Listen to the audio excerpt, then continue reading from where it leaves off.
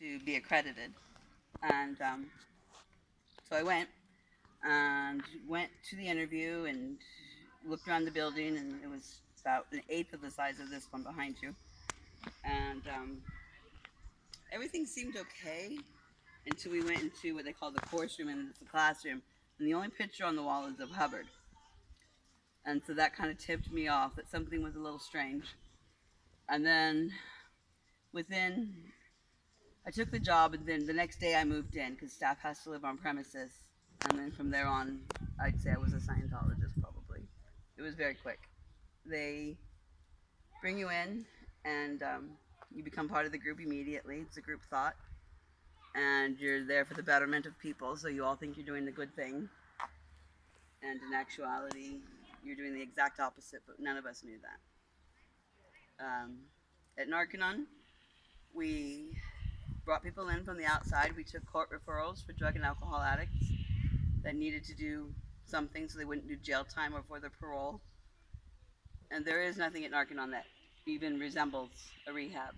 There's no 12-step, there's no recovery, there's no uh, looking back at what may have started you, there is no codependency, no triggers, no nothing. It's all you, it's all your fault. You are the reason you are the way you are. Whether you were born with it or you developed a habit over years, you're the reason you are the way you are, regardless of who beat you or anything. So we were taking people that were desperate. We were going to their parents' house, their family's house, when they found out how much the program was and they couldn't afford it. We would drive them to the banks to get them to sign over their mortgages. We would drive them to the real estate, to the title offices, to pull their titles to their cars, to where their mortgages. I had women cash in their deceased husband's 401ks twice that I can think of to pay for the grandson and a granddaughter's program. What's a 401k? Retirement fund. All right. And once you're in Narconon, all you're learning is Scientology. Anything that you get taught there, you could go into a Church of Scientology org and be taught the same course. It's the same exact course. The courses I was teaching, I could go into any org and be a teacher there, and they would not know that I came from Narconon. And is this why people are coming off drugs and, yes, and alcohol abuse? This is how they are supposed to be getting off drugs, is by going through the courses. Right. But the courses are there's the first one is, they call it a communication course. It's trances. You're putting yourself in a trance. You're getting put into a trance. It's hypnotism. When the first thing that happens when you get hypnotized, generally not off. Until you hear the keyword or whatever it is, and then you come back up. Well, in the TRs, their training routines, the first one, you're sitting 2 feet apart in chairs, and you have to stare. You're not supposed to stare. You're supposed to confront the person in front of you for 2 hours straight, looking at them. Do not cough. Do not move. You can blink. That is it. You cannot look away. You can't react. Nothing. For 2 hours. If you flinch, flunk, start. We're doing this to people that are coming off drugs that can't sit still. And they had to do it for 2 hours, and that would take weeks sometimes. All day, full days, trying to get through these 2 hours of eyes open. It is torture. It's nothing anybody should be put through, let alone people that are addicted to drugs and alcohol. Narconon has absolutely nothing to offer anybody. Nothing. There's no medical staff. There's no medical training. They will take them to a doctor to get clearance before they start the purif, the sauna. The sauna program you're in, it's a purification. They say that you can sweat out the drugs out of your system, which we all know you can't do. Your drugs don't get stored up in your fatty deposits. And they tell you can sweat out the pollution, sweat out the radiation, sweat out the drugs. You'll sit in a sauna for 4 to 5 hours a day for about 30 days. Typically, depends on how many drugs you've done and how long they decide you need to be in. You're in, you can come out for breaks, but you go right back in. Is it dangerous? It is dangerous. You're taking huge amounts of niacin. Huge amounts. 30 times the amount that you should be taking. Taking so much niacin that the people are bright pink, bright red. And you get feeling like you're on fire from the inside out, this tingling. And then we make them run to get the niacin working before they go into the sauna. What is nice? Niacin's some type of, I don't even know. B3. Is it B3? There you go. And to get the niacin pumping through them before they go into the sauna, they have to run a mile or 30 minutes of strenuous exercise. We never used to allow them to use treadmills. We made it outside. They had to run. So I don't know if you'll be seeing them running. You probably, if they are running and not using treadmills, there'll be a staff member with them, but they will be out running several times a day in different groups if there are students, recruits. So they'll be out for that. Their parents aren't allowed. They're allowed to come. They aren't encouraged. None of their families will be encouraged to participate in anything. They won't be asked any questions. They won't be asked for their input. They won't be asked for to come and join in some co-counseling. They have nothing to do with it. None of your friends, none of your spouse, none of your children, nothing. It's all you and them. And the hope is at the end you'll be a Scientologist.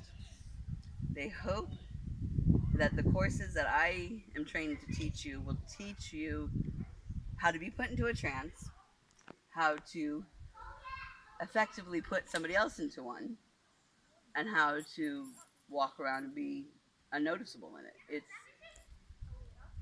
you stare at somebody for 2 hours straight, something happens to you. It's a mind fuck, and it's constant. There is it's terrible. If you were trained, did you also have to do that? Yes, Oh, right. yes. It took me 3 days, 12 hours one day, and 10 the next 2 days to get through it. And Where then was your family? Huh? Where was your family when? They were happy I was out of their hair. My family doesn't care. My family is not typical. So They were fine they with try it. and concentrate on people that have problems. Yes, yes. But then how could you, you're not a person Right. like you, but how could you afford it?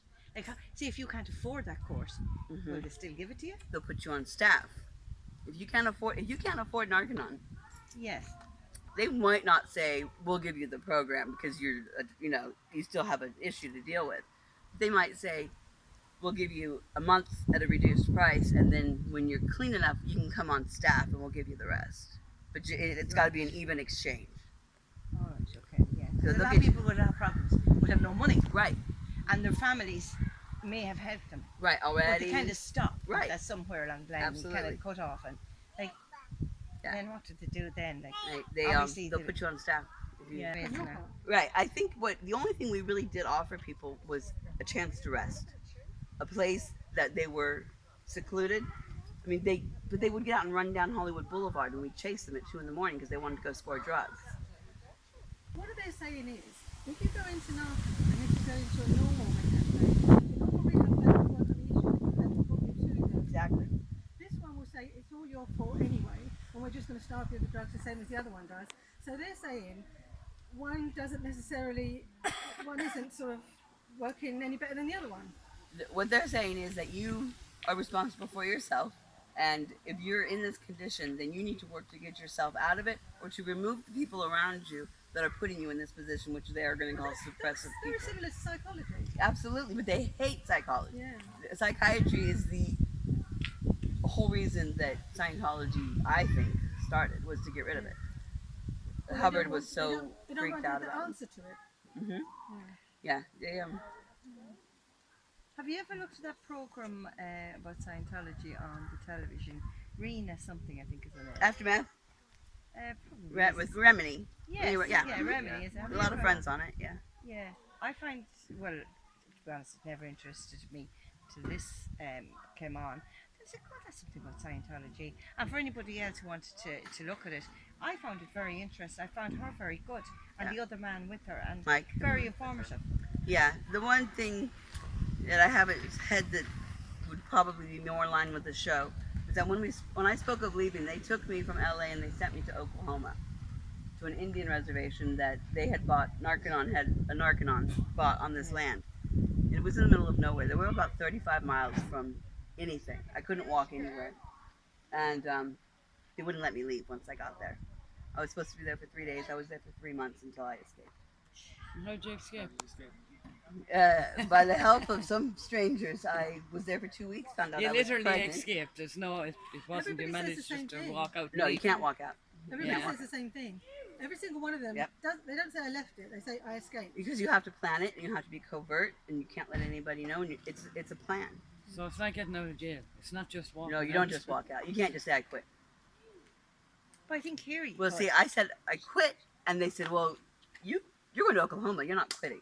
We're going to go fix you for 3 days, and then you come back. And if you want to quit, we'll talk about it." Okay, so I went. When I found out I was pregnant, they said, "Well, you're not going back, and you're not going to talk to your boyfriend. We'll tell her." My son has never seen his father ever. My son's 25 years old, and they said 3 days. I was there for 3 months, and I was fed ground beef 3 times a day, pregnant. That's it. Yeah. And a couple of times I got mushy cantaloupe. Why do they give such bad food? It was just to me because I was in trouble. I was a bad girl. I have to go. So how did I escape? I managed to sneak a phone call to a girl that I'd befriended at Narconon in LA. And it's the only phone number that I could remember of somebody that I knew that they wouldn't go looking for me at.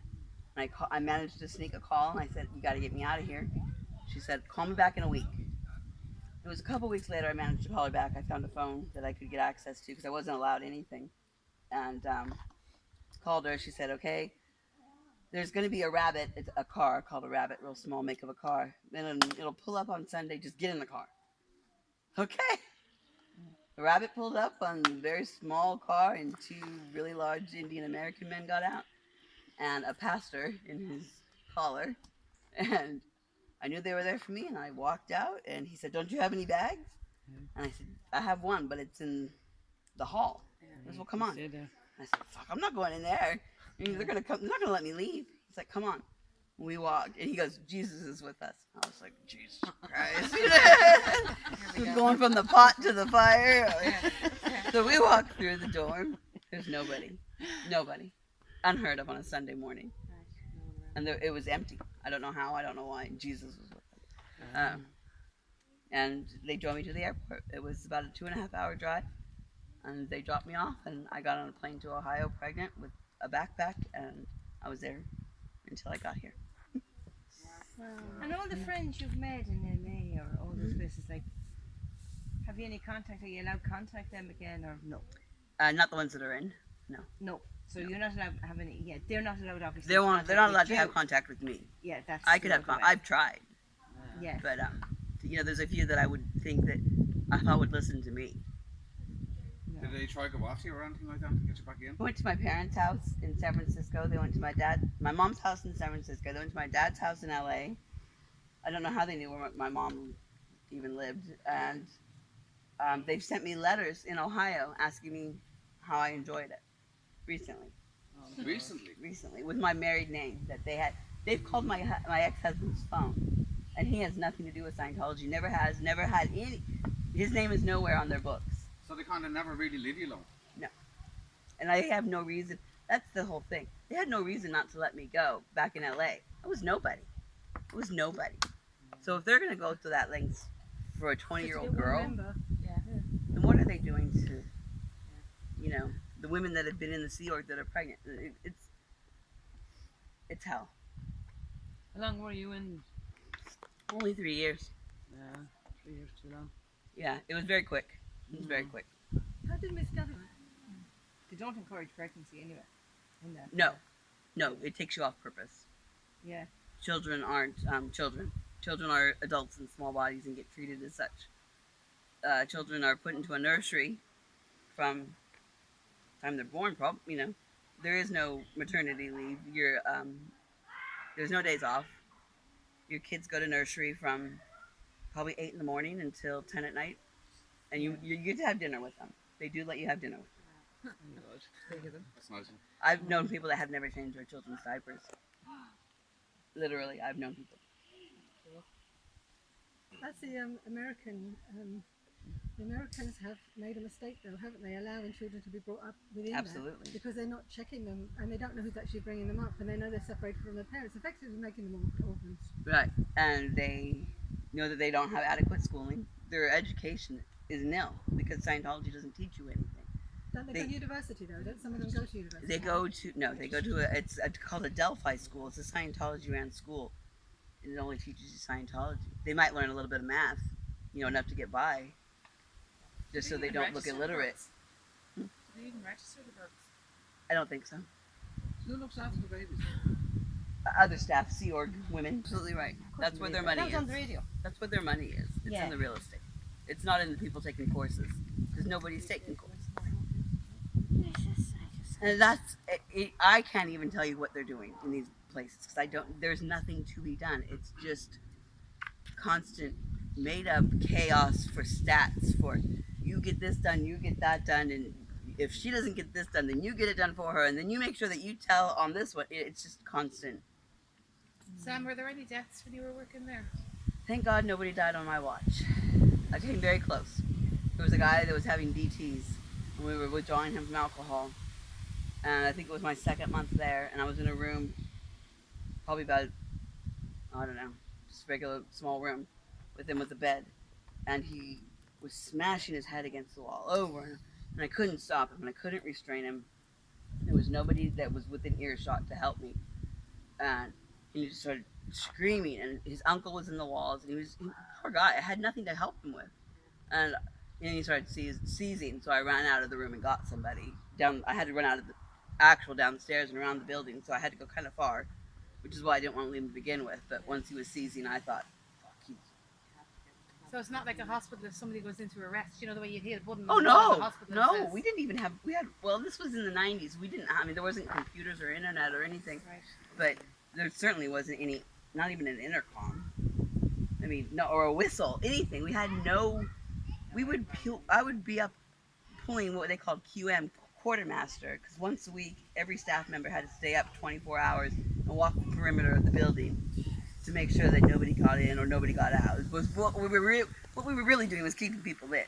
They told us we were keeping people out, but we didn't realize until later that the whole purpose was to make sure nobody left. But yeah, there was no backup safety plan. I don't even think we had a fire drill, to be honest with you. That I guy know. That guy that was cracking his head off the wall, what happened to him? What kind of help did he get? Or did he? He stayed with the program.